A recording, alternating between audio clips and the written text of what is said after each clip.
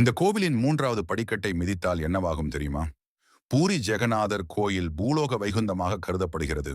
ஆயினும் இந்த கோயிலின் மூன்றாவது படியில் கால் வைக்கக்கூடாது என்று ஆன்மீகவாதிகள் கூறுகின்றனர்.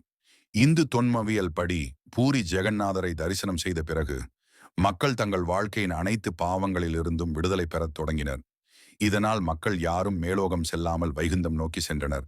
இதைக் கண்டு அதிருப்தி அடைந்த மரணக் கடவுளான தர்மராஜன் ஜெகநாதரை சந்தித்து, பிரபுவே, மக்கள் செய்த பாவத்திலிருந்து விடுதலை அடைய நீங்கள் எளிய தீர்வை கொடுத்து விட்டீர்கள். உங்களை தரிசனம் செய்து மக்கள் பாவங்களை போக்கிக் கொள்கிறார்கள். இதனால் யாரும் பரலோகம் வருவதே இல்லை. மனிதர்கள் தாங்கள் செய்த பாவத்திற்கு தண்டனை அனுபவிக்காமல் உங்களை தரிசித்து பாவம் போக்கி சொர்க்கம் செல்வது முறையல்ல என்று கூறினார். தர்மராஜன் பேச்சை கேட்ட ஜெகநாதன், தர்மராஜனே, நீ கோயிலின் பிரதான நுழைவாயிலில் உள்ள மூன்றாவது படியில் இடத்தை பிடித்துக்கொள். பக்தர்கள் என்னை தரிசித்த பின் யார் நீ வசிக்கும்படியை மிதித்தாலும் உடனடியாக அவருடைய எல்லா புண்ணியங்களும் தீர்க்கப்பட்டு அவர் யமலோகத்திற்கு செல்வார்கள் என்று உறுதி கூறினார். இதன்படி தர்மராஜர் வசிக்கும் மூன்றாவது படியை யார் மிதிப்பார்கள்? தர்மராஜன் அவர்களை எதிர்காலத்தில் தன் ஆளுமை உலகிற்கு கொண்டு செல்லலாம் என்று காத்துக்கொண்டு கொண்டிருக்கிறார்.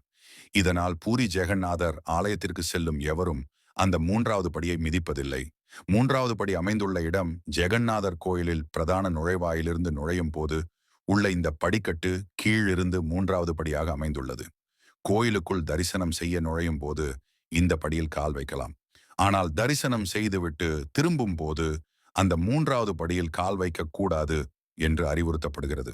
பூரி ஜெகநாதர் கோவிலில் மொத்தம் 22 படிக்கட்டுகள் உள்ளன. தரிசனம் செய்த பிறகு கீழே இருந்து தொடங்கும் மூன்றாவது படியை மனதில் கொண்டு அதில் உங்கள் கால்களை வைக்கக்கூடாது. இந்த படியை தனித்து காட்டுவதற்காக அதற்கு கருப்பு வண்ணம் பூசப்பட்டுள்ளது.